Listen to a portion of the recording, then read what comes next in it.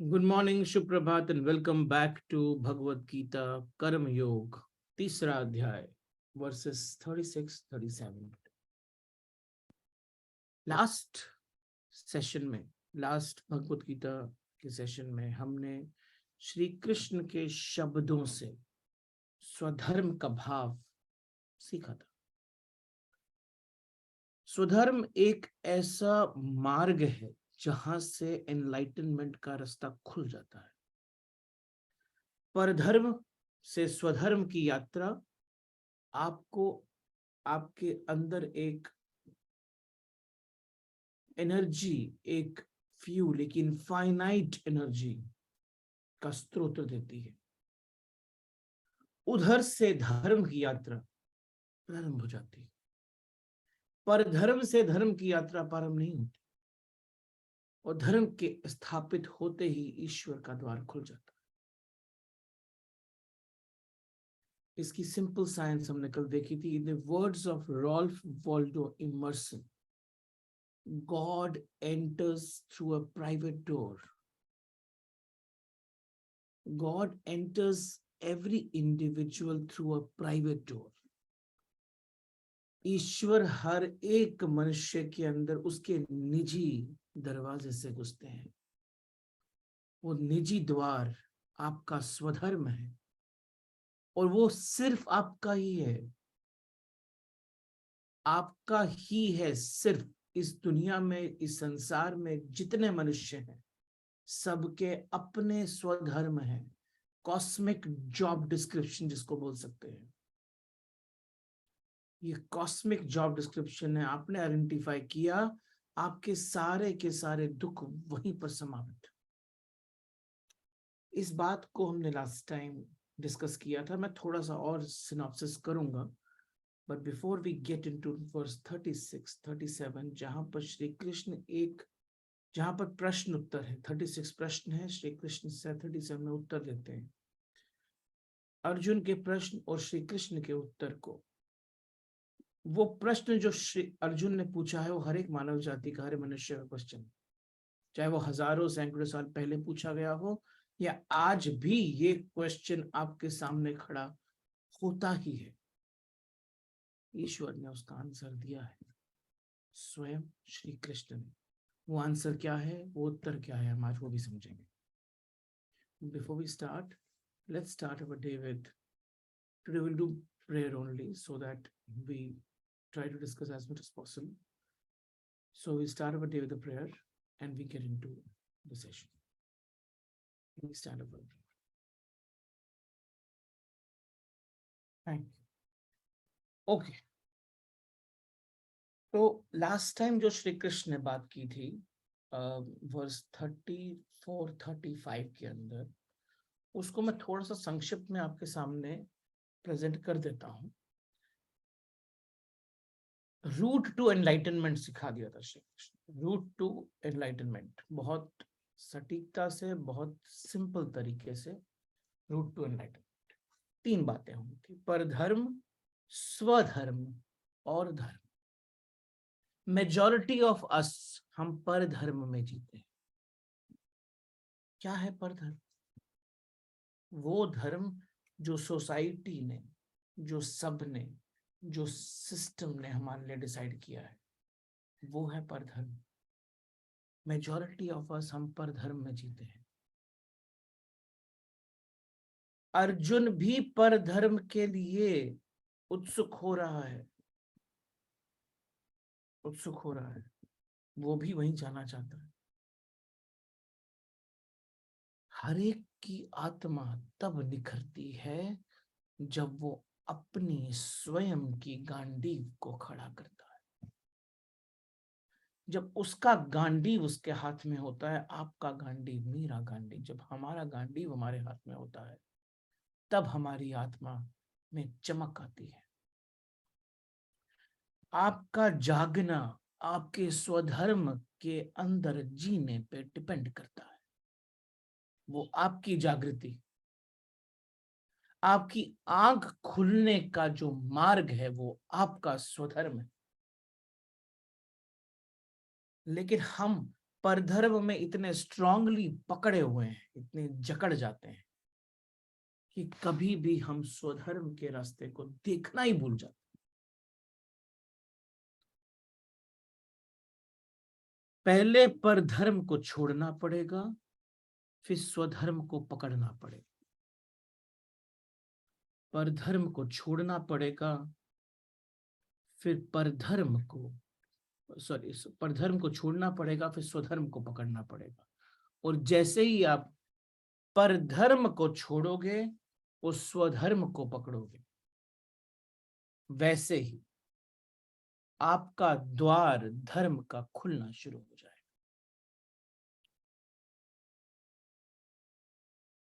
All right, सो ये जो स्वधर्म और परधर्म के बीच का जो रास्ता था, वो हमने लास्ट टाइम कवर किया। अल्टीमेटली यहां तक श्री कृष्ण ने अपने शब्दों में बोल दिया कि परधर्म से सिर्फ और सिर्फ अधर्म ही स्थापित होता है, स्वधर्म ही सिर्फ धर्म का रास्ता है। क्योंकि दूसरे के द्वारा या दूसरे के द्वार से आप सिर्फ अधर्म तक पहुंच सकते हो। धर्म तक पहुंचने के लिए आपको स्वयं का द्वार खोलना पड़ेगा।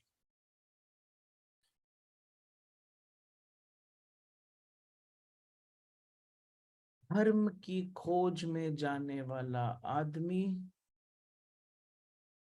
दूसरे से हटता है, चुपचाप हट जाता है,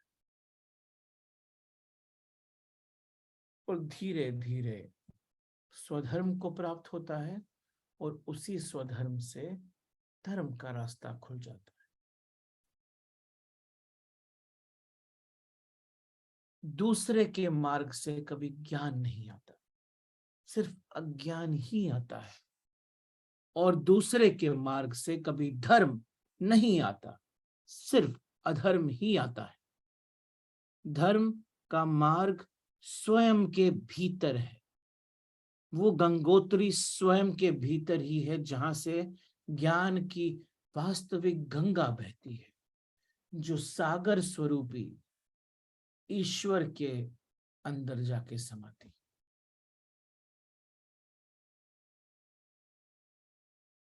ये हमने लास्ट टाइम किया था। आज हम आते हैं वर्स नंबर 36 और 37 पर। और 36, 37 को हम ना साथ में पढ़ते हैं, क्योंकि एक प्रश्न है, दूसरा उत्तर। अर्जुन ने कहा, अथ केन प्रयुक्तः अयम पापम चरति पुरुषः अनिच्छनः। अथ केन प्रयुक्तः अयम पापम चरति पुरुषः अनिच्छन अपि वार्षेय। श्री कृष्ण से बात कर रहे हैं। अनिच्छ अपि वार्षेय, वार्षेय में श्री कृष्ण, बलात् इव नियोजतः। मतलब क्या? अर्जुन ने कहा, हे हे श्री कृष्ण, वृष्णिवंशी, वृष्णिवंशी मतलब श्री कृष्ण। हे श्री कृष्ण, वृष्णि के वंश से संबंध रखने वाले हे श्री कृष्ण, वृष्णिवंशी श्री कृष्ण, इच्छा ना होते हुए भी, अनविलिंगली, इच्छा ना होते हुए भी ये लोग, हम पाप में क्यों चले जाते हैं? इच्छा ना होते हुए भी, unwillingly, why do people commit sinful acts? हम पाप में क्यों चले जाते हैं? ऐसा प्रतीत होता है, ऐसा लगता है कि कोई तो फोर्स है जो हमें उस पाप की तरफ पुश करती है,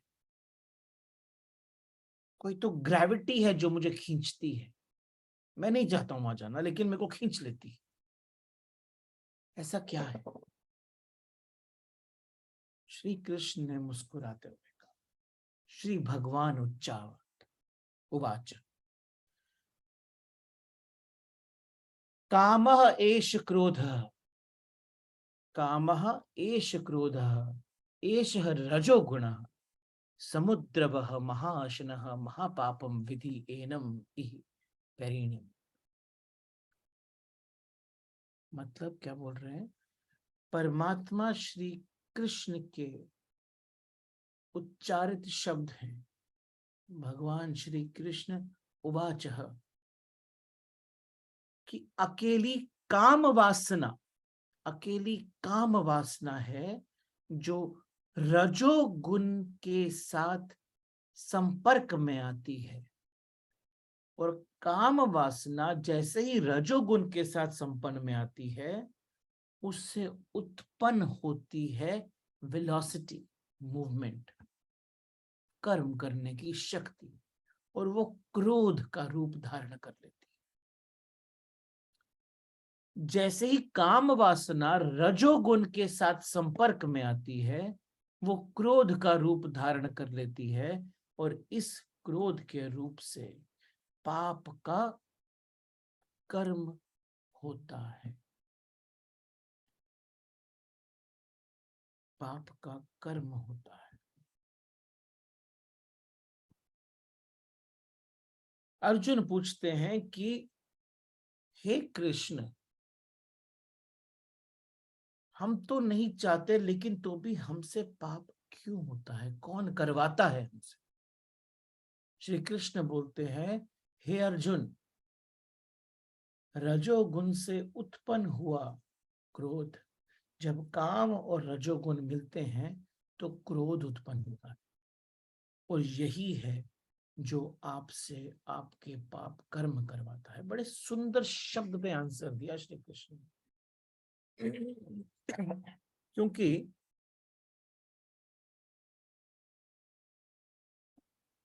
अर्जुन ने एक बहुत गहरा सवाल पूछा।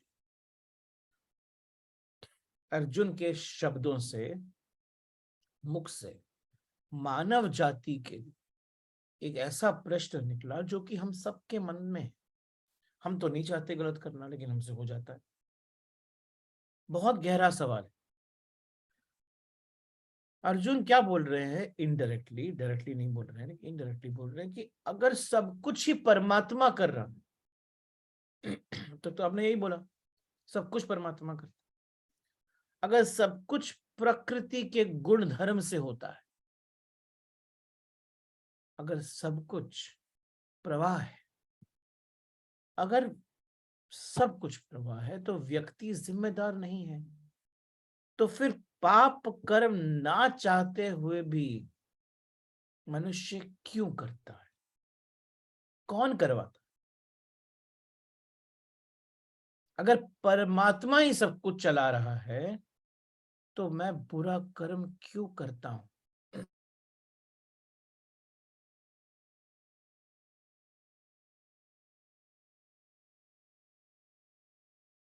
And this kind of a question has been asked in every religion to every enlightened being by a person. Her follower ने, हर साधक ने ये क्वेश्चन अपने इष्ट से पूछा ही है। क्योंकि जब आप एनलाइटनमेंट की स्टेट पे आते हो, तब आपको ये साफ साफ दिख जाता है क्लियरली कि मैं कुछ नहीं कर रहा हूं, मैं तो प्रवाह में हूं।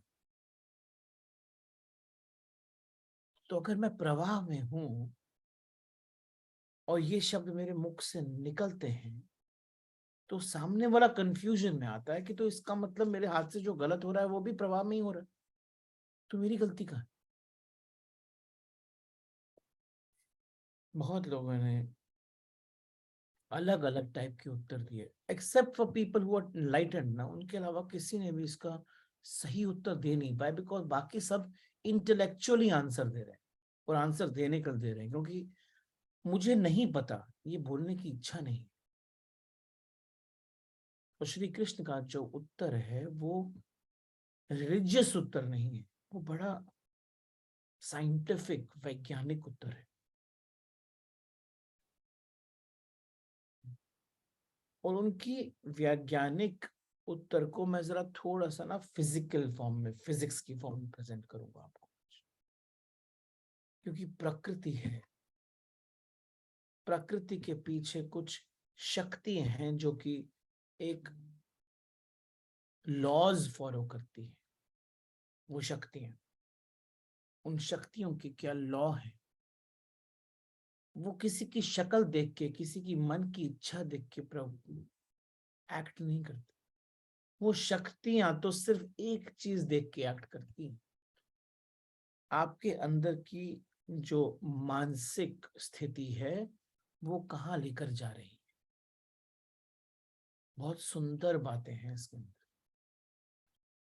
प्रकृति के 3 गुण हैं। प्रकृति त्रिगुणा है, त्रिगुणा। पहला गुण सत्व गुण, दूसरा गुण रजस गुण, तीसरा गुण तमस गुण। आपके जीवन की सब बातें इन 3 गुणों पर आधारित हैं। पहला स्टेप नंबर 1, इसमें तमस जो है, तमस वो स्थिरता का तत्व है, रोकता है, ठहरा हुआ तत्व है। अगर तमस ना हो तो जीवन में कोई भी चीज स्थिर नहीं रह सकती। तमस की बहुत आवश्यकता है। आप अगर घड़े में पानी भर सकते हैं क्योंकि घड़ा तमस है, तमस की स्थिति में है। किसी भी चीज को ठहराने के लिए तमस तत्व की जरूरत पड़ती है। किसी भी चीज को ठहराने के लिए तमस तत्व की जरूरत पड़ती है। तमस का फिजिकल मीनिंग है इनर्शिया, और विदाउट इनर्शिया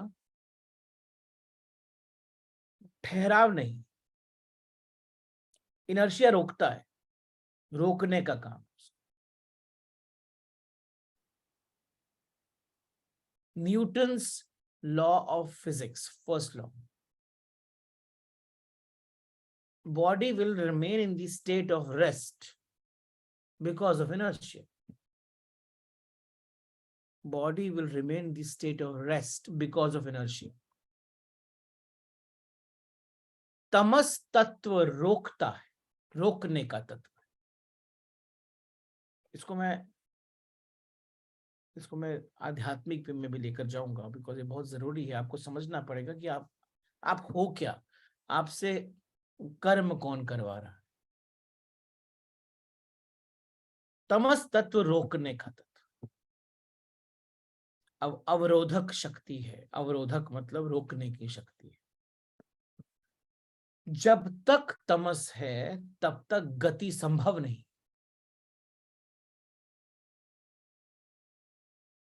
गति इसलिए संभव होती है क्योंकि कुछ और तत्व आपके ऊपर लगता है। मूवमेंट का जो तत्व है उसे रजस तत्व बोलते हैं। मूवमेंट का जो तत्व है उसे रजस तत्व बोलते हैं। ये उल्टी, ये ऑपोजिट फोर्सेस है। तमस रोकता है, रजस मूव करवाता है। तमस रोकता है, रजस गति देता है।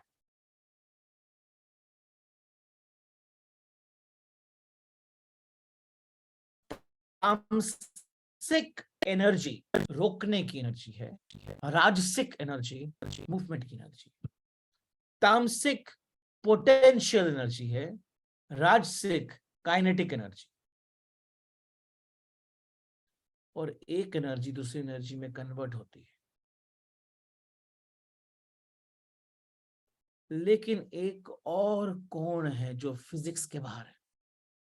संसार इन 2 कोणों पे बैठा हुआ है, सत्व और तमस और रजो।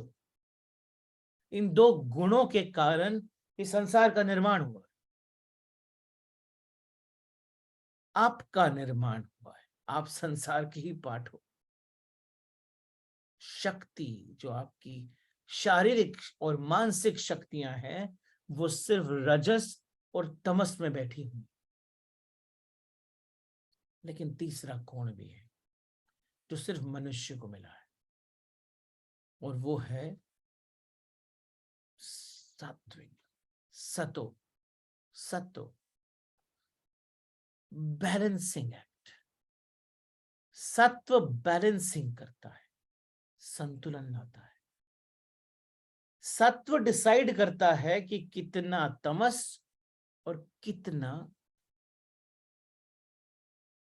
रजस। लेकिन अगर सत्व इम्बैलेंस हो जाए, सत्व ना हो एस्टैब्लिश, तो या तो आप बहुत ज्यादा रजस में चले जाओगे, नहीं तो बहुत ज्यादा तमस में चले जाओगे। बीच का रास्ता सत्व लेके आता है। तो जब श्री कृष्ण से अर्जुन ने यह प्रश्न पूछा कि मुझसे कर्म कौन करवाता है, अब इसका एक रिलीजियस आंसर लोग ने दिया है कि devil is there, like there is a god, there is devil. अब अर्जुन को ये आंसर नहीं बोल सकता क्योंकि अर्जुन तो पकड़ लेगा, स्मार्ट है। क्योंकि अगर बोला कि डेविल करवाता है तो फिर वो बोलेगा कि अच्छा, इसका मतलब डेविल ज्यादा स्ट्रांग है गॉड से, कि वो गॉड के विपरीत चला जाता है। जैसे ही आपने उसको एक पर्सोनिफिकेशन दिया, कैसी उसको एक मनुष्य की शक्ल दी, तो उन दोनों के अंदर भी आत्माएं आ जाती है। तो बस अभी तीन लोग खड़े हो गए, मैं, ईश्वर और devil, me, God and devil. तो अब तीन है ना, मैं तो कुछ नहीं कर रहा हूं, मोस्टली तो गॉड ही करवा रहे हैं, और गॉड के ऑपोजिट एक्ट कर रहा है devil. This is not the right answer, this is the personification. ये पर्सोनिफिकेशन है उन चीजों का जो कि श्री कृष्ण आज बता रहे हैं, एनर्जीज का पर्सोनिफिकेशन। वो शक्ल उसकी चेंज की गई है रिलीजन के अंदर, बिकॉज जो बात श्री कृष्ण बोल रहे हैं वो सिर्फ अर्जुन ही समझ सकता है, जो अर्जुन के लिए बोल रहे हैं। और अर्जुन के थ्रू जो मानव जाति सुन रही है उसमें सिर्फ वही समझ पाएंगे जो अर्जुन की विचारधारा तक पहुंचे हुए, एटलीस्ट कोशिश कर रहे हैं। दुर्योधन नहीं समझ पाए। जीवन में अगर तमस ना हो तो विस्फोट हो जाएंगे, क्योंकि इनर्शिया बहुत जरूरी है, रोकने वाली ताकत तो चाहिए। रजस तो कंटिन्यूअस मूवमेंट करवाता, ये दोनों उल्टी ऑपोजिट फोर्सेस है। तमस रोकता है, रजस गति देता है, शक्ति है, एनर्जी है। सत्व तीसरा कोण है। जैसे कि हम अगर ट्रायंगल बनाए तो थर्ड वर्टेक्स सत्व है, दो कोणों के बीच ऊपर बैठा हुआ है। जब तक तो ये ट्रायंगल इक्विलैटरल है, यानी कि डिस्टेंस प्रॉपर है, ये दोनों बैलेंस्ड रहेंगे। जैसे ही आपका वो कोण इम्बैलेंस्ड है, वैसे ही आपके जीवन में या तो रजस ज्यादा हो जाएगा, तो आप भागोगे भागोगे भागोगे भागोगे, आपकी इच्छा भागने की होगी, चेंज, ये करूं फिर वो करूं, फिर ये करूं फिर वो करूं। और अगर तमस ज्यादा हो जाएगा तो आप रुके रहोगे, आप आपके पास इतने आर्ग्यूमेंट रहेंगे मुझे कोई चीज क्यों नहीं करनी चाहिए। सत्व बैलेंस करता है, सत्व बैलेंस करता है। तीन तत्व हैं और इन तीनों तत्वों को समझना बहुत जरूरी है।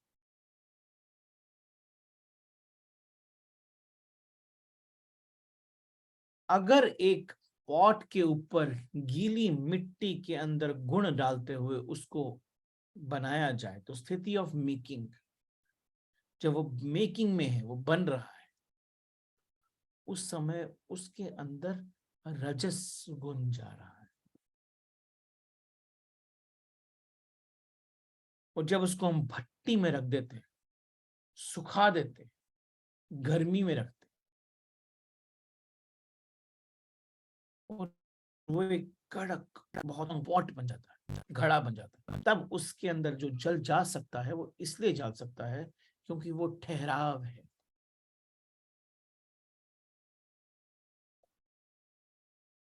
आपका जीवन भी या तो मेकिंग में है या ठहरा हुआ है।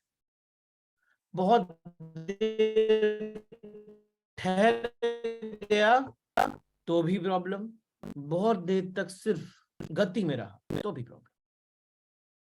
बैलेंस जरूरी।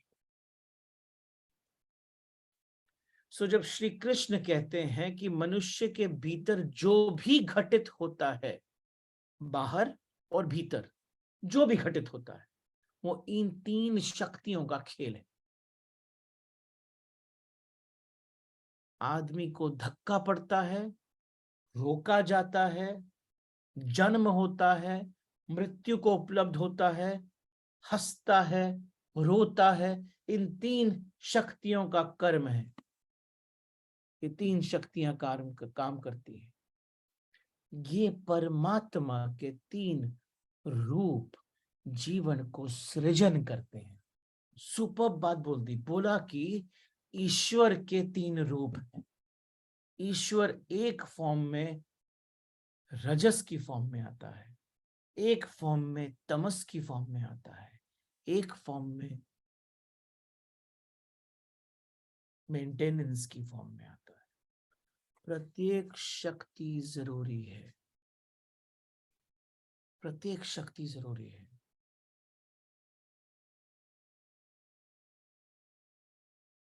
तीनों फॉर्म जरूरी। प्रत्येक शक्ति का उपयोग अनुकूल हो सकता है, प्रतिकूल भी हो सकता है। एक मनुष्य के अंदर के भीतर कौन सी शक्तियां हैं जो उसे पुश करती हैं, उसे बलात् करती हैं, वो उसके अंदर की शक्तियों के मिक्स पे डिपेंड करता है। एक आदमी क्रोध नहीं करना चाहता लेकिन क्रोध हो जाता है, समझ में ही नहीं आता क्यों।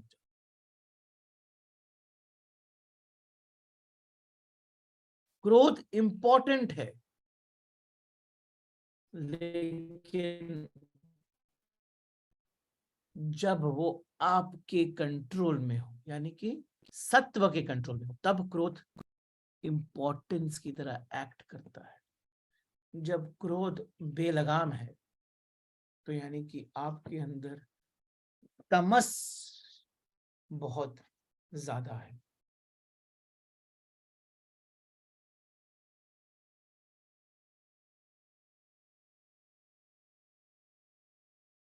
मनुष्य के भीतर क्रोध है, अनिवार्य तत्व है। मनुष्य के भीतर क्रोध है, वो एक अनिवार्य तत्व है, वो हमारे भीतर की नेगेटिव फोर्स है। क्रोध विनाश की शक्ति है जो अंदर है। प्रेम हमारे भीतर निर्माण की शक्ति है, वो भी हमारे भीतर है। और विवेक हमारे भीतर बैलेंसिंग फोर्स है। जो आदमी विवेक को छोड़कर सारी शक्ति क्रोध में लगा देता है, वो नर्क की तरफ चलना शुरू करता है, ना चाहते हुए भी। जो आदमी विवेक को छोड़कर सारी शक्ति प्रेम में लगा देता है, वो स्वर्ग की ओर चलने लगता है, चाहे या ना चाहे। लेकिन जो आदमी बैलेंस ले लेता है और सुख दुख दोनों के बीच में एक अलग तरीके से देख सकता है, वो आदमी मोक्ष की ओर चलना शुरू करता है। नर्क और स्वर्ग इस संसार की क्रिएशन है और मोक्ष ट्रांसेंडेंस है, उसके बियॉन्ड है।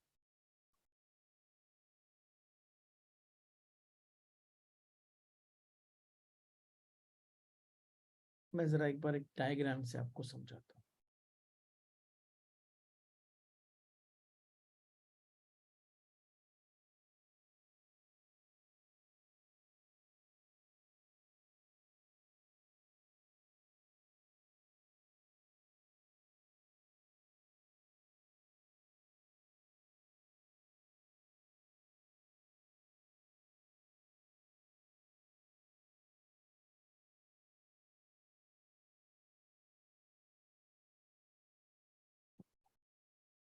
आपके जीवन में ये 3 कोण है, और यही 3 कोण आपको आपके लाइफ में एस्टैब्लिश होते हैं। रजस, जिसको हम मूवमेंट का भी नाम दे सकते हैं।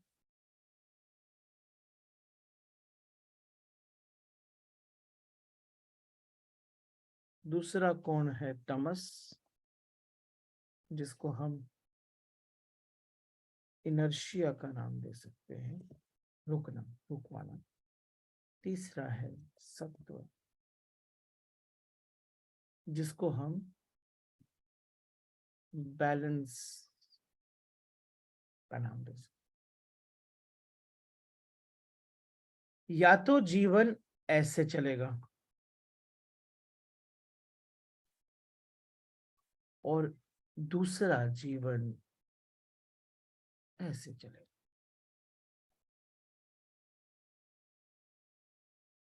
इन्हीं के अलग अलग फॉर्म है। अगर मैं किसी चीज को पकड़ लेता हूं, उसको मैं अपन पकड़ के रखता हूं कि ये मेरा ही, तो मैंने रोका है, तो आसक्ति यहां आती। जब मैं उसी चीज को छोड़ना शुरू कर देता हूं कि मैं छोड़ दिया, विरक्ति यहां आती है। और जब मैं दोनों को एक्सेप्ट करता हूं, जब मैं दोनों को एक्सेप्ट करता हूं, तो अनासक्ति यहां आती। जब मेरा किसी से ज्यादा राग हो जाता है, मोह बढ़ जाता है, तो राग यहां आता है, तो मैं रोकता हूं। जब मेरा किसी से रिपल्शन हो जाता है, दूर भागता हूं, तो विराग हो जाता है। जब मैं दोनों को एक्सेप्ट करता हूं, तो वितराग हो जाता है।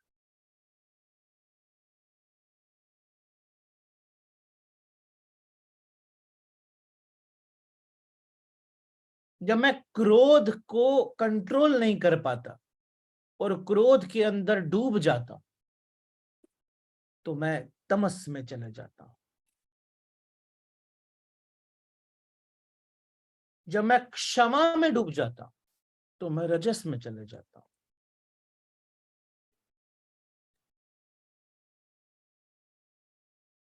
लेकिन जब मैं एक्सेप्टेंस में चले जाता हूं कि दोनों जरूरी, कभी छोटा छोटा क्रोध, कभी छोटी छोटी क्षमा, जब दोनों को मैं बैलेंस करके अपने कंट्रोल में रखता हूं, तो मैं वास्तविकता में प्रेम में आ जाता हूं। यहां मोह है, यहां पर विमोह है, वहां प्रेम है।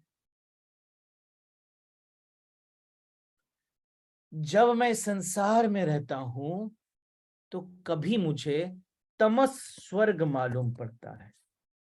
जब ज्यादा तमस हो जाता है, तो वही तमस नरक मालूम पड़ता है।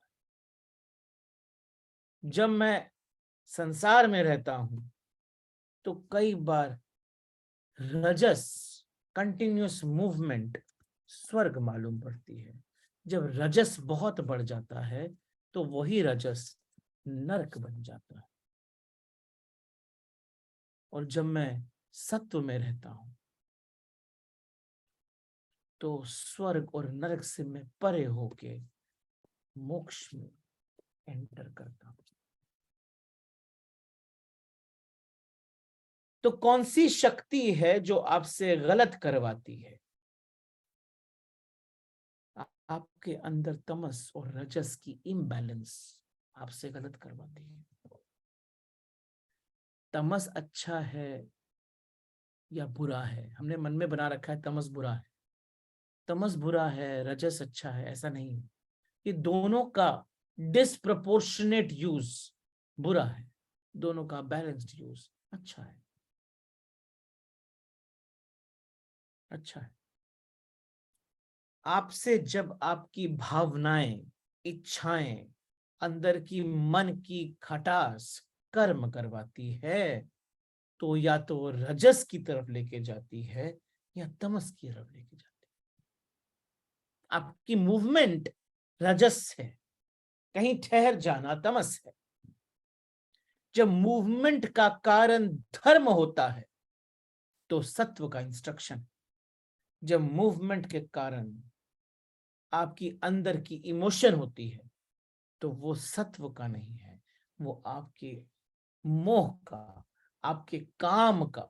वो जो श्री कृष्ण ने बोला, जब काम रजस गुण से मिक्स होता है तो वो मूवमेंट करवाता है, वो क्रोध में परिवर्तित हो जाता है, इमोशंस में परिवर्तित हो जाता है।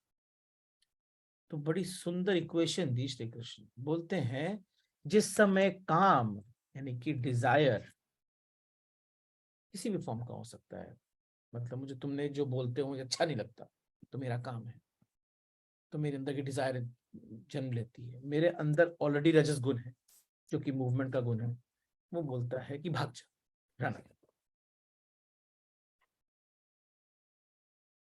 जब काम रजस के साथ मिक्स होता है तो भागने की प्रवृत्ति जगती है।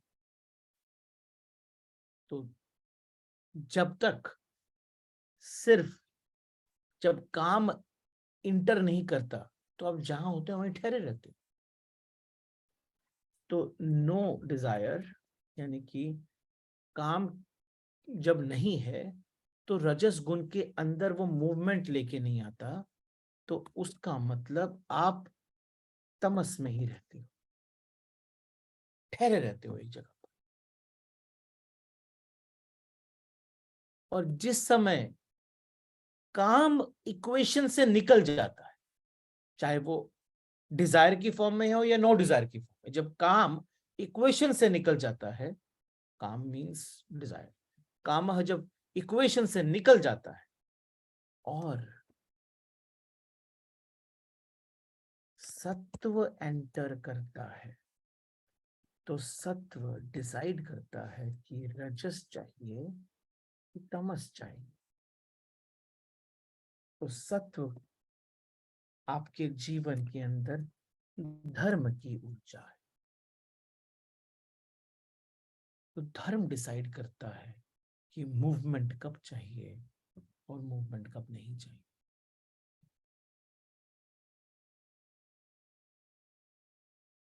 यही श्री कृष्ण अर्जुन से बोल रहे हैं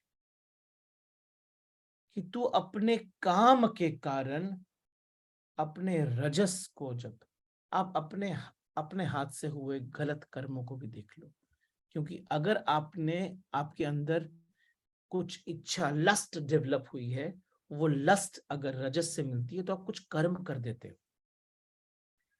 वो कर्म आप जब भी करते हो, जैसे ही होश में आते हो, होश में काम पूर्ण हो जाता है, रजस मूवमेंट नहीं करवाता, अब तमस देखता है कि मैं कहाँ पहुंच गया, वहां ठहरना पड़ेगा, तो वहां पर शायद गिल्ट का जन्म होता है। फिर वो गिल्ट वापस से डिजायर का रूप लेती है, रजत से मिक्स होती है और उसके बाद में आपसे सुइसाइड करवाती है या आंखों से आंसू गिरवाती है। जीवन यही है।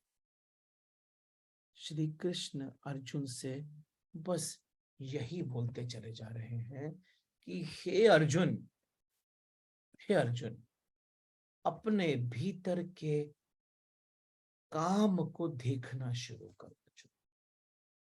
आपसे बोल रहे हैं, हे मनुष्य, अपने भीतर के काम को देखना शुरू कर, क्योंकि तेरे भीतर जो काम अवस्था है, तेरे जो लस्ट की फीलिंग्स है फॉर वट एवर, वो एक जिस समय मिक्स होती है रजस से, तो आपके अंदर मूवमेंट डेवलप होती है। अगर वो क्रोध बनती है तो विनाश का रूप ले लेती है।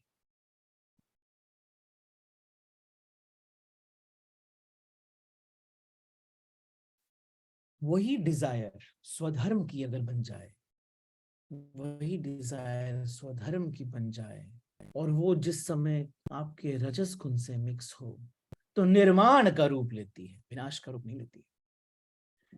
इसी चीज को, इसी भाव को, इसी भाव को हमारे शास्त्रों में त्रिमूर्ति का नाम दिया। जिस समय निर्माण की शक्ति ब्रह्मा जी, विनाश की शक्ति महादेव को दी, और बैलेंस करने की शक्ति विष्णु जी को दी। ये तीन शक्तियां, ये दो शक्तियां हैं ना, ब्रह्मा और महेश, ये दो शक्तियां, निर्माण और विनाश की शक्ति, ये दोनों शक्तियां रजस और तमस के वेरियस कॉम्बिनेशन से बनती हैं। एक रजस है एक तमस, ऐसा नहीं है। इन दोनों के राइट बैलेंस में निर्माण की शक्ति बनती है, विनाश की शक्ति बनती है। मूवमेंट करवाने की का जो एक्शन है वो रजस करता है। जब प्रेम रजस से मिक्स होता है तो निर्माण की शक्ति बनती है। जब कोई चीज का क्रिएशन का डिजायर उससे मिक्स होता है तो निर्माण की शक्ति बनती है। जब डिस्ट्रक्शन का डिजायर रजस से मिक्स होता है तो विनाश की शक्ति बनती है। और डिस्ट्रक्शन भी जरूरी है, कुछ चीजों को तोड़ना भी जरूरी है, कुछ नए नव निर्माण के लिए। अगर अनवांटेड चीजों को अपने जीवन में बहुत देर तक रखा उनके मोह के लिए, यानी कि जब तक रखना था तब तक तमस अच्छा था, जब तोड़ना जरूरी है तब विनाश जरूरी है, तब रजस की जरूरत पड़ेगी तोड़ने के लिए। फिर उसके बाद जो नया निर्माण होगा वो वापस कुछ समय तक तामसिक स्थिति में होना जरूरी। तो तमस भी जरूरी है, रजस भी जरूरी है, लेकिन इन दोनों से सिर्फ संसार का क्रिएशन और यूटिलाइजेशन होता है। जो सबसे जरूरी है वो है आपका सत्व गुण, जो इन दोनों को एक्शन में लेके आता है।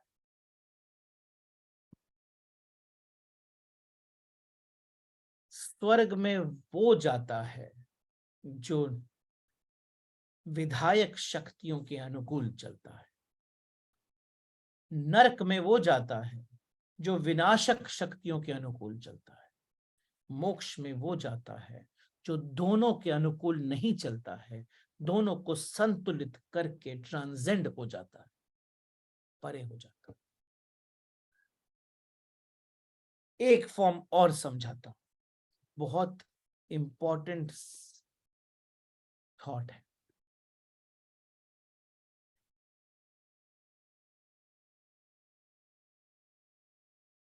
जो भी इस पार्ट से कनेक्शन नहीं रखता है, जिसका भी इस पार्ट से कोई कनेक्शन नहीं है, सत्व से कनेक्शन नहीं है, या इम्बैलेंस्ड फॉर्म में पड़ा हुआ है, वो रजस और तमस अपने हिसाब से डिसाइड करता है, अपने हिसाब से डिसाइड करता है। यानी कि वो ईश्वर को ये इंस्ट्रक्शन देता है कि मैं जानता, मुझे पता है, और जब वो फॉर्म होती है तो इसका इम्बैलेंस होना ही है। वो जीवन नरक ही बनने वाला है। पहले आप नरक का निर्माण करोगे रजस के साथ, फिर उसके पास जाके बैठे रहो, गिल्ट में रहोगे, जीवन डिस्ट्रॉय हो जाएगा अगर आपने जीवन की डोर अपने हाथ में रखने की चेष्टा की। और जिस समय ये आपके जीवन में आता है, तो यानी कि अगर 3 छोरों को वापस से नाम दिया जाए, तो ये मैं का छोर है, ये भी मैं का छोर है, ये समर्पण का छोर है।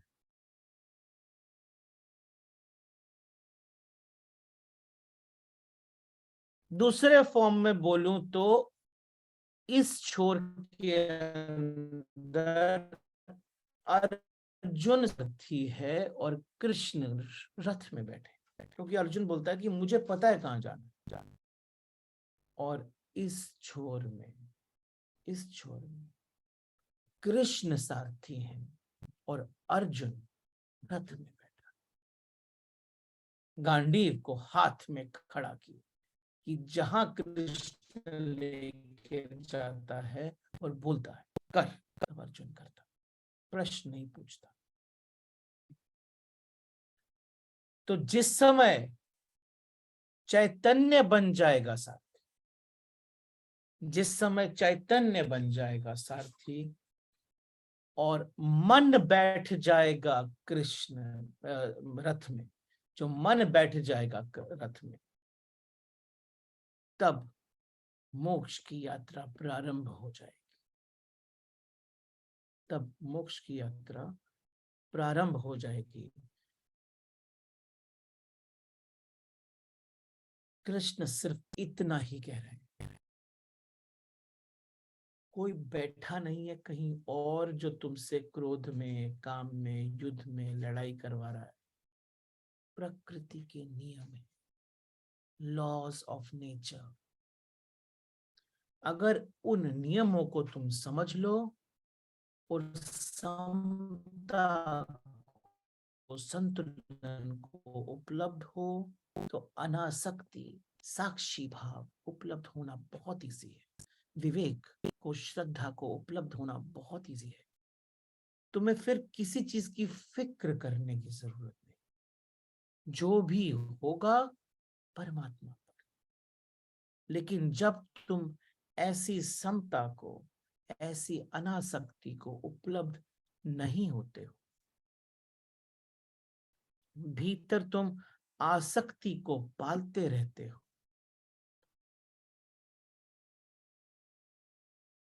फिर आग तो भड़कनी, मकान तो जलना ही है। फिर तुम ये नहीं कहते कि मैं तो चाहता नहीं था, लेकिन फिर भी आग लग गई, क्योंकि आपने स्वयं ही बारूद में चिंगारी डाली है। फिर आग तो लगनी ही है, लॉ ऑफ नेचर है, आप चाहो या ना चाहो।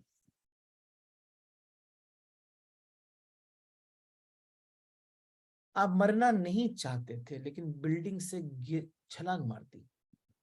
अब ग्रेविटी की गलती थोड़ी कि आप मर गए, ग्रेविटी तो एक्ट होनी ही है, आप छलांग मारोगे तो। आपने चिंगारी फेंकी, चिंगारी का धर्म है कि वो आग पकड़ाए, उसका स्वधर्म है। और जब बारूद पे गिली तो बारूद का स्वधर्म है कि वो भड़के। फिर तुम ये नहीं बोल सकते कि भैया मुझे नहीं करना था, मैं ये नहीं चाहता था। आप के हाथ से कर्म अगर होता है, तो आपने मन की शक्ति का प्रयोग करके या तो रजस को शक्ति दी है या तमस को शक्ति दी है। अगर आपने अपने मन को निकाल के चैतन्य को बिठा दिया, तो फिर वो डिसाइड करेगा कि शक्ति किसको देनी है। अभी आप हो, अभी आप हो, तो जब तक आप हो तब तक तो इम्बैलेंस है ही। तो अर्जुन, जब तक तू है तब तक तो इम्बैलेंस है ही।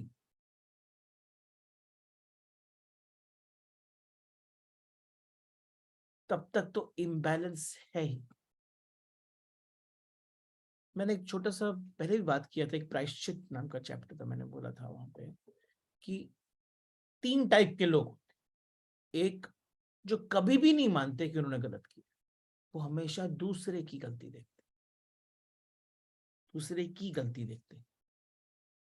तो वो तो बोलते ही रहेंगे कि पता नहीं कौन करवा रहा है मुझसे, मुझे तो नहीं करना, उसने ऐसा किया इसलिए मैंने ऐसा किया। लेकिन कुछ दूसरे टाइप के लोग हैं जो कि ये समझते हैं कि जब उसने ऐसा किया तो मेरे अंदर क्रोध का जन्म हुआ, इसलिए मैंने ऐसा किया, और मुझे ऐसा नहीं करना चाहिए। तो ये दूसरे टाइप के लोग हैं जो अपने कर्म की गलती देखते हैं। पहले टाइप के लोग हैं बोलते हैं कि क्रोध तो आना ऑब्वियस है, क्योंकि तू ऐसा मत कर, तू ऐसा क्यों कर रहा है, तू ऐसा क्यों कर रहा है, ये दुनिया ऐसा क्यों करती है, तो क्रोध तो आएगा ही। तो वो जब इस स्टेट में रहते हैं तो हमेशा दुखी रहते हैं, बिकॉज वो अनकंट्रोलेबल चीजों को कंट्रोल करने दे रहे हैं खुद को।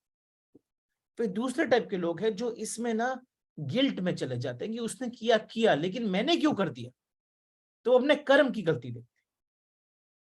लेकिन तीसरे टाइप के लोग हैं, वो खुद में गलती देखते हैं।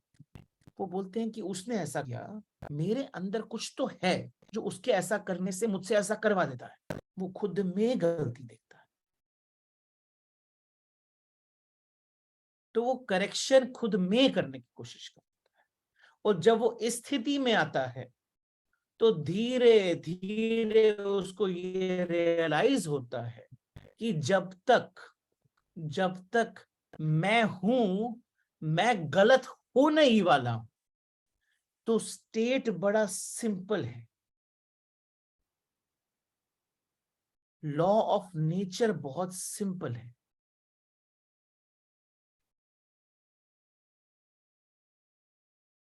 सो वर्ल्ड से अंदर आया माई माई कर्म, संसार के बाद आया माई कर्म, उसके बाद आया मी, something in me.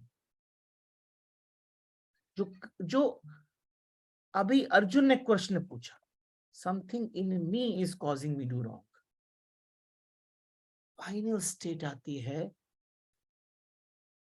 It is me that exists. ये जो मैं एग्जिस्ट करता है ना, वो गलत करवाता है।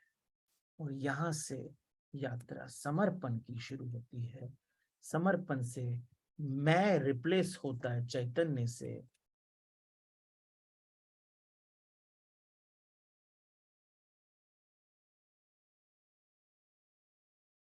और चैतन्य सत्व को धन जन्म देता है। सारे के सारे लॉ ऑफ नेचर बैलेंस हो जाते हैं। यहीं पर मोक्ष की यात्रा प्रारंभ होती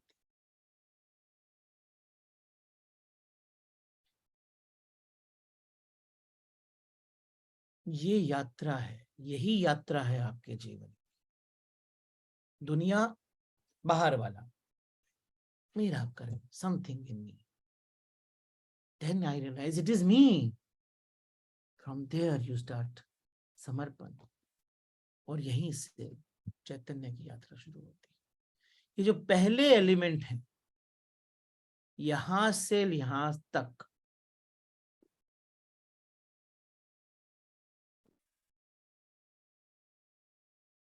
ये जो एलिमेंट है, ये आपको solution outside, it can be religion also,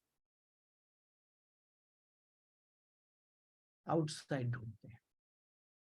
और उसके बाद के जो एलिमेंट है, यहां से यहां तक, वो भक्ति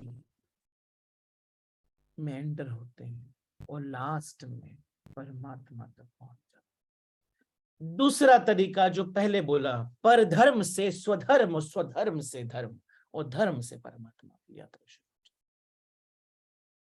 लॉ ऑफ नेचर बहुत सिंपल है, समझना हमारे हाथ में है।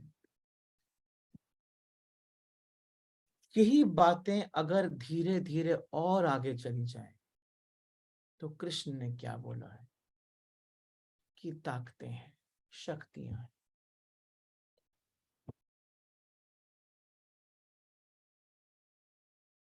आपको क्या, आपने जो बोया ना, आपने जो बीज बोया वही बनने वाला है।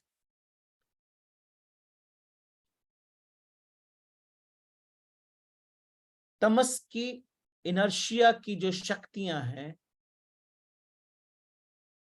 वो भी जरूरी है, रजस की शक्तियां वो भी जरूरी है। आपने अगर क्रोध का बीज बोया, आपने अगर क्रोध का बीज बोया तो सारी दुनिया के साथ आप जो भी एक्ट करोगे उसमें क्रोध का ही जन्म होगा। आपने अगर प्रेम का बीज बोया तो सारी दुनिया के साथ जो भी एक्ट करोगे वो प्रेम बनना शुरू हो जाएगा। आपने साक्षी भाव का बीज बोया तो सब कुछ आपके साथ बैलेंसिंग शुरू हो जाएगा। कृष्ण कहते हैं कोई शैतान नहीं है, ये तीन शक्तियां हैं अर्जुन, और तू जिसका बीज बो देता है अपने भीतर वही शक्ति सक्रिय होकर काम करने लगती है। अब एक प्रश्न और भी अंदर आ सकता है, एक प्रश्न और भी अंदर आ सकता है, मैं पूछ ही लेता हूं।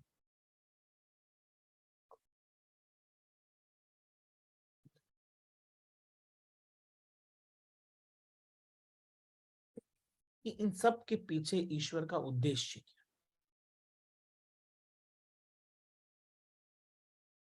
सब करा कि एक्चुअली ईश्वर का कोई ना उद्देश्य नहीं होता।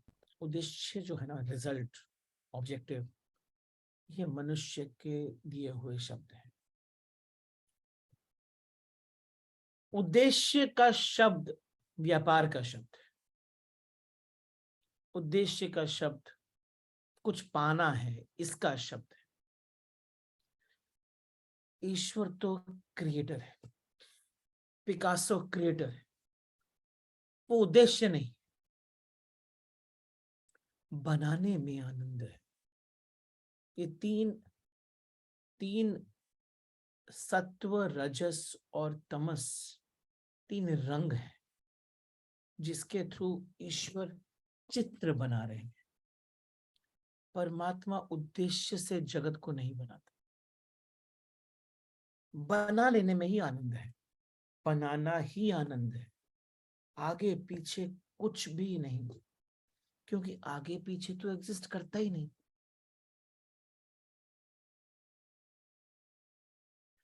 आनंद हमेशा प्रेजेंट में ही होता है, प्रेजेंट में ही होता है। परमात्मा के लिए सृष्टि आनंद है, वो आनंद कृत्य है, उसके लिए कोई उद्देश्य नहीं चाहिए। असल में हम तमस शब्द को हमेशा गलत वे में लेते हैं। तमस बुरी चीज नहीं है। तमस तब बुरी होती है जब उसकी मात्रा ज्यादा हो जाती है। जब तमस की मात्रा बैलेंस में है तो वो बहुत अच्छी चीज है, बहुत अच्छी चीज है। जहर भी बुरा नहीं, कहीं पर जहर भी बहुत जरूरी होता है आपको जीवित रखने के लिए। तो ये जो तीन गुण है इनका बैलेंस धर्म को उपलब्ध करवाता है। श्री कृष्ण का जो भी योग है ना, वो एक समता योग कह सकते हैं, बैलेंस का योग। वो एक नट की तरह हमेशा एक छोटी सी रस्सी पर चलने की आपको आट दे रहे हैं। एक संतुलन का बैलेंस, एक संतुलन का योग है। ज्यादा खा लिया तो उपवास करो, ज्यादा उपवास कर लिया तो ग्लूकोज चढ़ा लो, पूरे समय बैलेंस।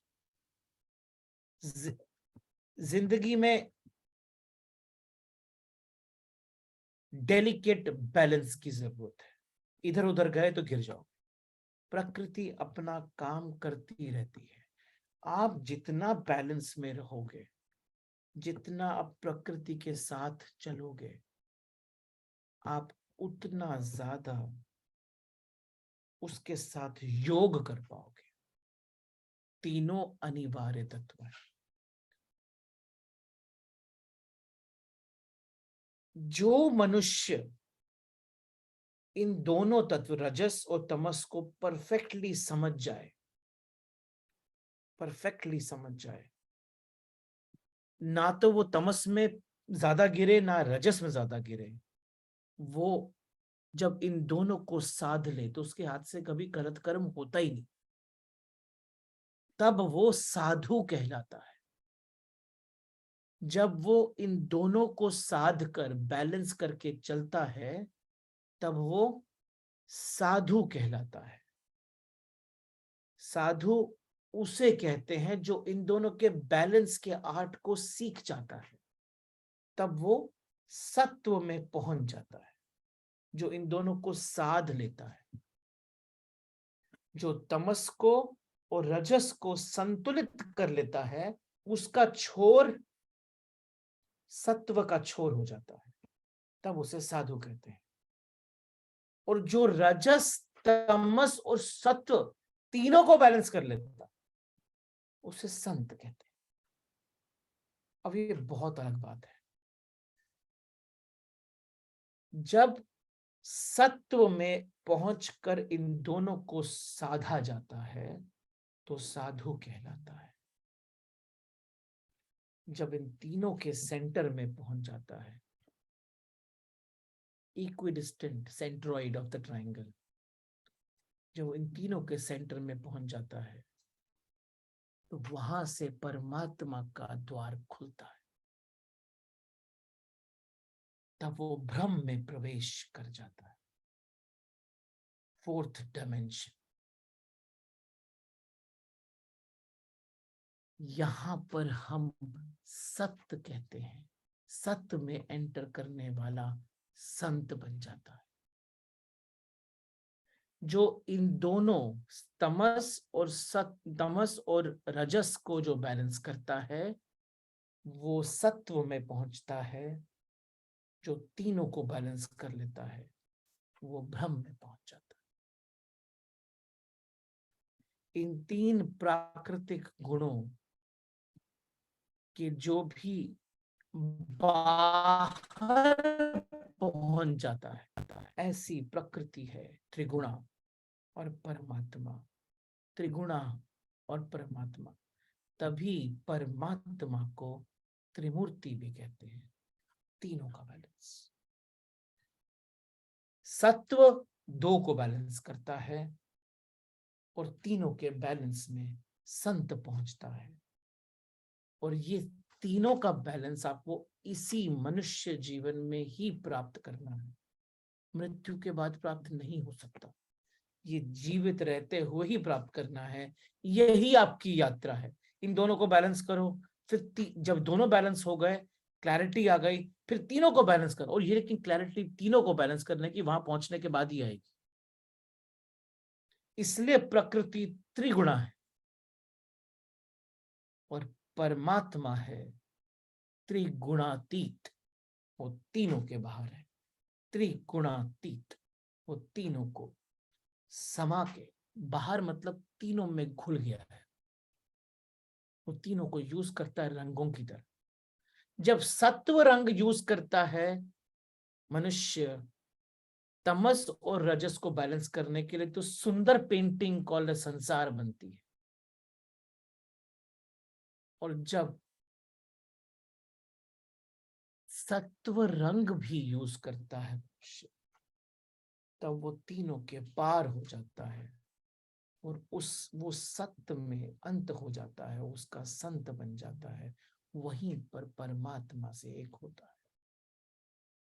इसलिए प्रकृति त्रिगुणा है और परमात्मा त्रिगुणातीत है, इन तीनों के बाहर। जीवत समझे जीवत भूजे, जीवत ही करो वास, जीवत कर्म की फांसी न कटे, मुए मुक्ति की आस। जीवत या समझे जीवत बुझे, जीवत ही करो वास। जब आप अलाइव हो, जीवित हो, तभी समझना है, तभी बुझना है, तभी यही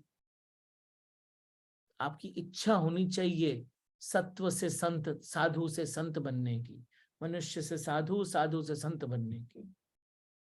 जीवन कर्म की फांसी ना कटे, जीवत कर्म की फांसी ना कटे। जब तक आप जीवित रहते हुए अपने कर्म से पार नहीं हो जाओगे, वो है मुक्ति की आस, उससे मुक्ति प्राप्त नहीं होने वाली मृत्यु के बाद। जीवत समझे जीवत बुझे, जीवत ही करो वास, जीवत कर्म की फांसी ना कटे, मुए मुक्ति की आस। यही है सबसे बड़ा सूत्र इस जीवन का, कि आपको इन तीनों गुणों को मास्टर करना है, तभी आप संत बन पाओ। और उसके करने का तरीका आपका जीवन कुरुक्षेत्र है, आपका स्वधर्म है, आपका कर्म है। Okay, let's take some questions now.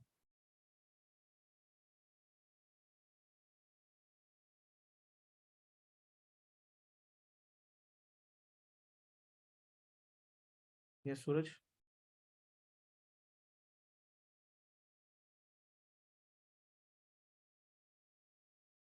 भाई मिस्टेक है क्या?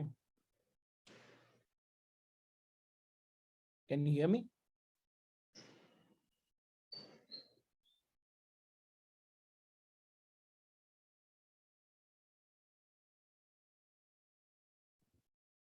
Good morning. Sorry, we missed you last Sunday. Okay. Question is little, I don't know how should put it. Sadhu or Sant? Understood the process. Can you describe in simple terms what are the Lakshans of Sadhu and what are the Lakshans of Sant, if it is possible? I know it. Product के पीछे साधु हमेशा मुस्कुराता रहता है। Okay. And Sant? संत वो भी नहीं करता, उसके चेहरे पे मुस्कुराहट, वो मुस्कुराहट बन जाता। Okay. He himself is a smile. Got it. Good. Thanks. Presence ही बहुत है। I know. Right. रोहित, पहले तो हार्ट से इतना सारा ग्रैटिट्यूड कि कृष्णा के विजडम के इतने वर्ड्स हमारे अहोभाग्य, दैट वी आर सीरियसली, आप हमें टाइम निकाल के बता रहे हैं, समझा रहे हैं। देर लगती है समझ में, धीरे धीरे आता है, बट स्टिल यू, आप रगड़ रगड़ के पूरा एक एक पॉइंट पे you are explaining it so well, no words for that. And last time का session was so out of this world कि मुझे नहीं मालूम what was going on, like it was चैतन्य आत्मन, मतलब ऐसे यू कनेक्ट विद आत्मा, बट स्टिल लाइक पता नहीं क्या हो रहा होता है, मेरे समझ के तो बाहर ही है। बट यस, आज के में इसमें कृष्णा ने बहुत क्लैरिटी दी है, जो मतलब तीनों गुणों का balance etcetera. Not easy, but of course I think जब सत्व में रहते हैं तो आप नेचुरल वे में शायद बैलेंस थोड़ा थोड़ा रहता है, थोड़ा थोड़ा आप ट्राई करते हो बोथ वेज। करेक्ट। में रहते हो तो ट्राई करने की जरूरत नहीं पड़ती है, ट्राई करने की जरूरत तब पड़ती है जब आप सत्व में नहीं होते। हाँ, तो समझो कि रहता है, लेकिन फिर भी वही वाला मतलब जो टॉप पॉइंट है संत वाला, या टू नो, मतलब so many times we feel also, कभी कभी इतना ग्रेटिट्यूड होता है, तो that time whether we are connected with God, और वो कौन सा लेवल हो रहा है, कि वो क्या निर्वाण हो रहा है, मतलब कौन सी स्टेज पे क्या हो रहा है, वो तो भगवान या कोई गुरु ही सिर पे बैठ के प्यार से समझा सकता है, वो तो नहीं पता चलता। But yes, I mean lots of it happens, goes on. And जो अभी आपने बताया था, मतलब कितनी बार ऐसे होता है कि लाइफ इज फ्लोइंग एंड कि आप एक, वैसे भी इन जनरल आप एक पिन भी नहीं हिला रहे हो, and things are just happening by themselves, मतलब उसमें कुछ क्रोध का मैटर नहीं, बट नॉर्मल वे में, मतलब थिंग्स आर हैपनिंग एंड कि एज इफ कि कोई कठपुतली की तरह से आपके लिए पाथ बनाता जा रहा है and you are just moving in it.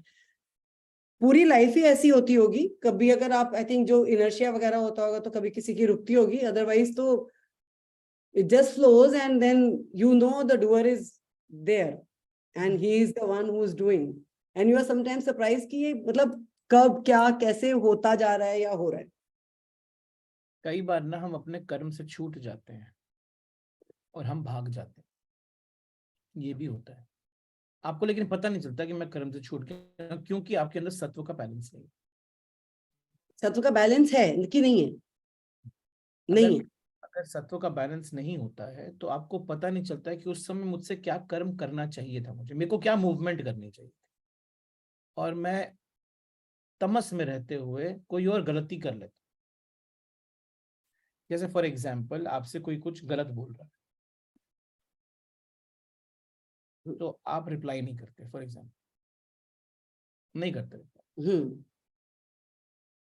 तो आपने क्या डिसीजन लिया कि मेरे को तमस में रहना, करेक्ट? नहीं, तमस में थोड़ी ना रहना है, मुझे तो सत्व में रहना है, क्योंकि अगर सामने वाला तमस से रिएक्ट करे और मैं चुप ही बैठी हूँ तो फिर मतलब मैं अपने बैकग्राउंड सत्व में ही हूँ। आप समझे ही नहीं, सत्व कुछ करता है तो आपसे करवाता है। सत्व बोलता है कि तमस को यूज कर।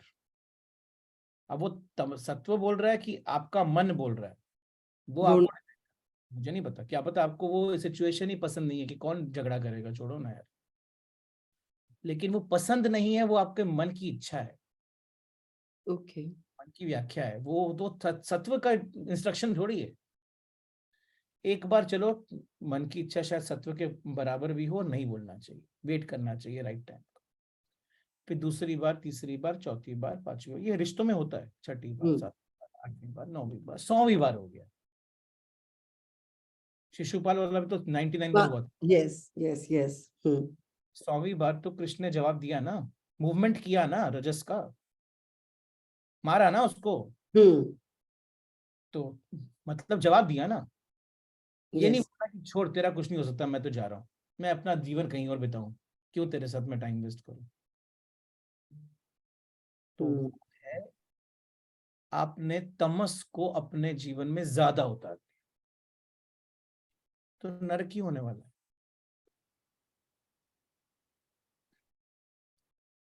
तो कृष्ण का जीवन बहुत सीखने वाला जीवन है, उनको पता है कब अपनी प्रतिज्ञा तोड़नी है, कब प्रतिज्ञा रखनी है, ये सब खेल है उनके लिए। उन्होंने जब भीष्म पितामह सुन नहीं रहे थे, यानी कि वो अपने रजस में ज्यादा हो गए थे, और अर्जुन बोल रहा था कि नहीं मैं इनको कैसे कहूं, वो तमस में ज्यादा हो गया था, तो बैलेंस करने के लिए कृष्ण ने उठाया पहिया, प्रतिज्ञा तोड़ी और बनाया उसको सुदर्शन चक्र कि चल मैं ही मारता हूं, तू तो नहीं सुन रहा है। तो समझना बहुत जरूरी है कि क्रोध भी इच्छा है, लेकिन तभी जब जरूरत है। तो आपको सिर्फ एक जैसा होना जरूरी नहीं। कुछ बातें मैं अनूप जी को ऑफिस में नहीं बोल पाता हूँ। I know what you're talking about. तमस को रॉन्ग यूज नहीं करना है, राइट तरीके से करना है।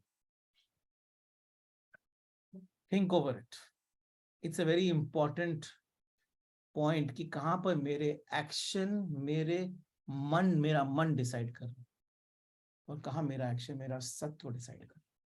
रोहित, अभी क्या होता है समटाइम्स एक ऐसे सिचुएशंस आ जाती है कि suppose you are a spiritual being and you मतलब I am not saying like that, but अगर आप सत्व हो और आपकी थिंकिंग, आपका परसेप्शन, आपका everything is in a different wavelength, और अगर सामने वाला बिल्कुल ही मतलब एक फैक्टर में बहुत ज्यादा है, सपोज रजसी है या तमसी है, उसको उसके लेवल पे समझाना, मतलब it was fine with Krishna because he was the ultimate. उन्होंने तो चक्र चलाया, हमारे बस की टू आर्ग्यू और टू से एनीथिंग बैक और टू रिटर्न समथिंग बैक, मतलब आदत ही नहीं है, कभी लाइफ में किया ही नहीं है, तो होता ही नहीं है। तो आप सत्व में नहीं हो, तमस में हो। तमस को बुरा मत मानो, तमस में हो आप, तमस ज्यादा हो गया है। तमस मतलब इनर्शिया, रुकना, रुक गया हूं मैं, आदत नहीं है, तो वो तो सत्व की गलती थोड़ी है। You mean whatever the situation may be, suppose if it is a close relation or a boss or anybody, if somebody is saying something wrong, immediately reply. No, I am not saying that. मैं तो तो फिर जवाब, मैं कह रहा हूँ कि सत्व से पूछो कि कब तक, कब रुकना है, कब बोलना है, और इमोशन से जवाब नहीं देना है। विवेक से जवाब देना है। सत्व विवेक है। विवेक, सत्व विवेक। हैव अ सात्विक भाव मीन्स हैव अ विवेक, विवेक पूर्ण भाव। विवेक पूर्ण भाव में राइट टाइम पे राइट शब्द निकलते हैं, और किसी मुझे को दया आती है ऐसे लोगों पे, आई फील, मतलब करुणा आती है अगर कोई इस तरीके से, मेरे को लगता है कितने दुखी होंगे जो they react like that. I don't feel aggression for the person who's aggressive. you should feel, that is also important. Okay. That is where you are in a तामसिक state ना, आप सात्विक नहीं हो, तामसिक हो। तामसिक स्टेट में वो लोग होते हैं जो रुक जाते हैं। राजसिक स्टेट में जो होते हैं वो कंटिन्यूसली एग्रेशन में रहते हैं। लेकिन राइट प्रोपोर्शन वो भी जरूरी है, राइट प्रोपोर्शन ये भी जरूरी है। ये डिसीजन आपकी भावनाएं लेनी चाहिए, आपका विवेक। सोचो इसको। ठीक है, thank thank you so much.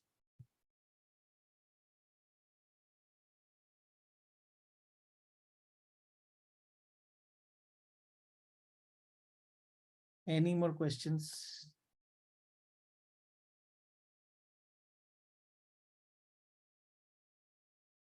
Yes Rajesh.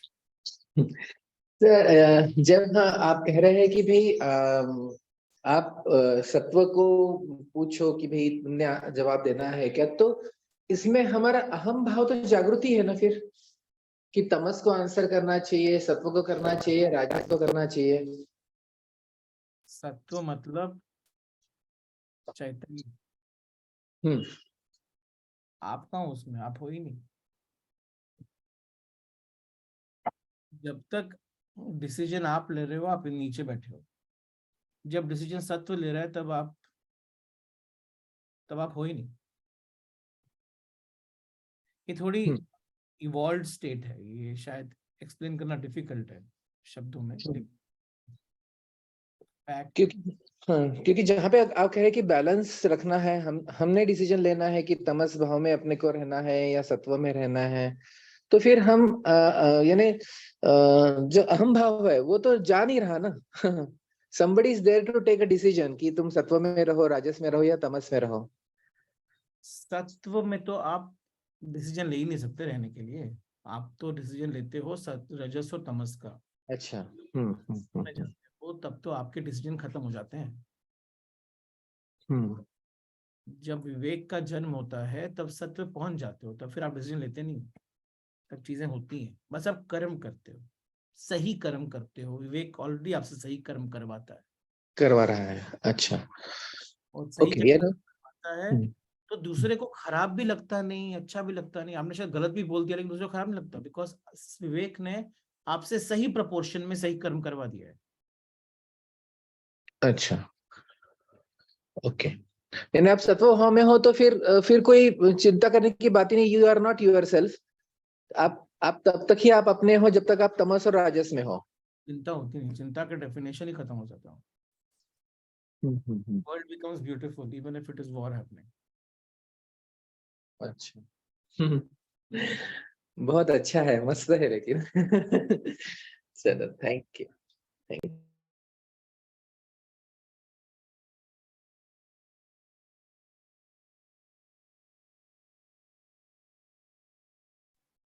नमस्कार सर।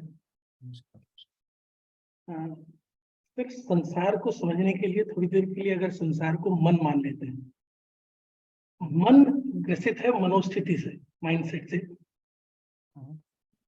और आपका माइंड, हमारा माइंडसेट ही हमें बता रहा है कि जो एक्चुअल में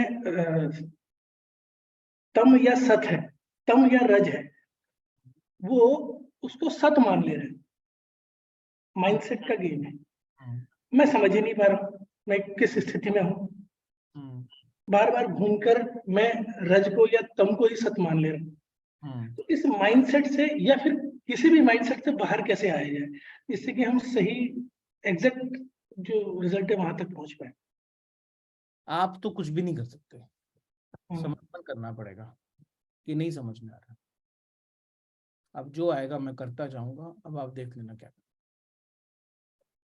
जैसे ही वो शुरू किया ना, वैसे ही समर्पण शुरू हो जाए। आपने समर्पण शुरू ही नहीं किया ना, आप अभी भी कंट्रोल कर रहे हो चीजों को, अभी भी सारथी आप ही बने हुए हो। कृष्ण को सारथी बनाया नहीं है। आसान नहीं है कृष्ण को सारथी बनाना।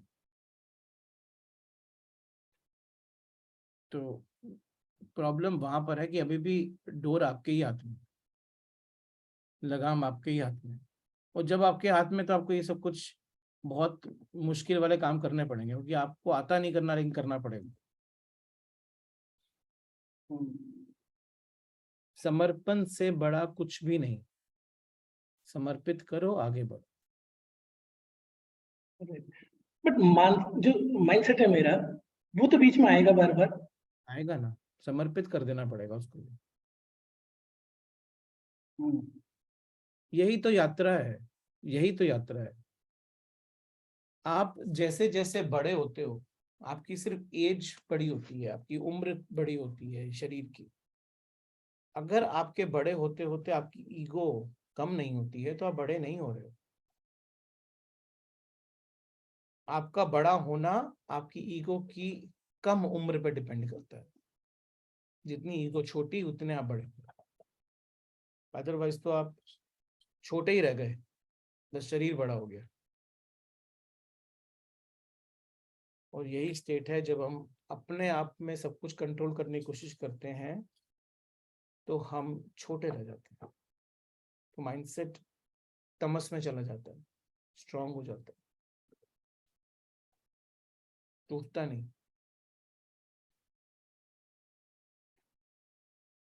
जी, धन्यवाद।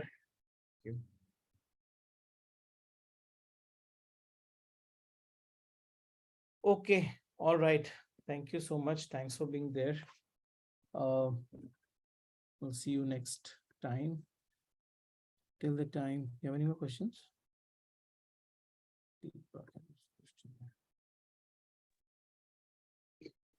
Good morning, Rohit.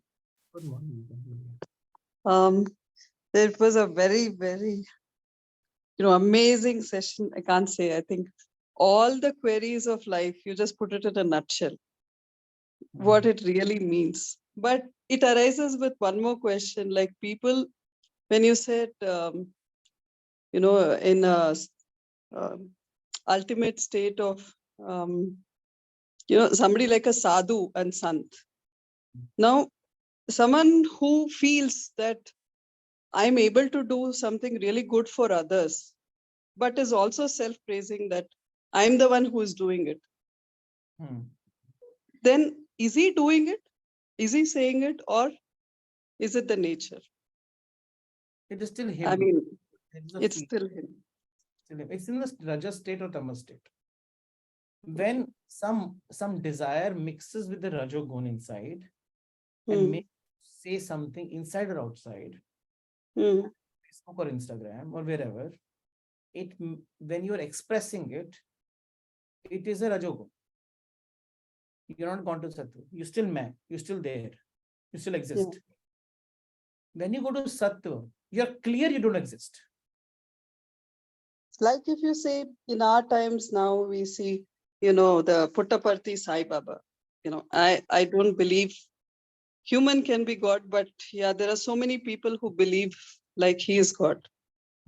Then what makes one follow? I mean, like you said, the Trimurti Guna of people, one can always arise at that place. Then isn't everybody the same? I mean, whether everybody has all the three guns, each one of us. Yeah. When you are operating from Rajogun and Tamogun, you look for solutions outside. And therefore, one of the solutions is you go to avatars. You go to somebody who is there. You look for solution. So when we go to them also, we do get No, solutions. that maybe, but that is again in the ultimate solution will come only from you. Okay. That you have to always understand. When you go to somebody, anybody, whatever he or she is speaking is a solution which cannot be directly implemented. Okay. Has to be given your own form. And when that own form is taking birth, you're activating Sattva Guna inside, who is trying to take control of your Rajo and Tamo. Okay. So outside से तो directly आप borrow नहीं कर सकते सत्व गुण ना, वो तो आपके अंदर से लाना पड़ेगा. Right. It's very simple. It's like you're painting your life's painting only with 2 colors. And therefore it is looking ugly. So to balance it, I need a 3rd color. For the time being, I can dip into somebody else's color box and make it fine. But I cannot keep dipping all the time, right? Yeah. If I have an infinite source of the 3rd color, then the life will be absolutely beautiful. Because True. every moment there will be a mix of Rajas and Tamas, and I will need a drop of Sattva to make it perfect. Got it. Because the drop has to come from outside, then what will happen? Every time you have to go there. Which is not possible, at least today. Sorry? Which is not possible. I mean, Which is not possible at all, ever. In At no all. time it was possible. Never. It is Thank always to go created from inside. thank you. Got it. Thank you.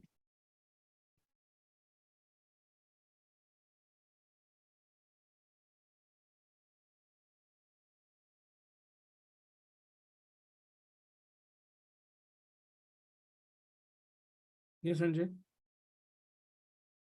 Virginia, really wonderful session. I got the answer. Thank you so much. I have no question now. All right. Thank you very much. Time to think, time to introspect. श्रवणम हो गया है, मननम और निधिध्यासनम करना जरूरी है. अंदर जाइए, सोचिए, थिंक कीजिए, एब्जॉर्ब कीजिए और उसको अपने अंदर अपने जीवन में स्थापित कीजिए. Let's conclude today's program with a prayer. Please stand.